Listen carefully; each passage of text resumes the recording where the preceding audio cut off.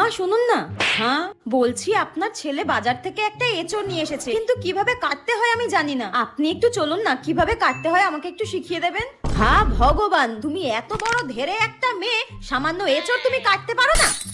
তা কি জন্য তোমার বাবা মা সাত তাড়াতাড়ি তোমার বিয়ে দিয়ে দিয়েছে? হ্যাঁ, একটা কাজ শিখতে পারোনি?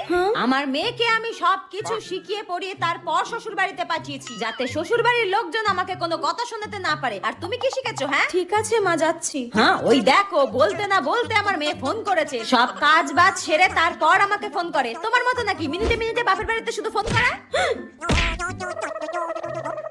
হ্যাঁ মা বল, কেমন আছিস? মা শাশুড়ি শুক্তো রান্না খেতে চেয়েছে, কিভাবে করব বলে দাও। শুক্তো কিভাবে করবি বলে দেবো? ঠিক আছে, তুই এখন রাখ, আমি তোকে পরে বলে দিচ্ছি। ওই কেমন আছি জিজ্ঞাসা করছিল।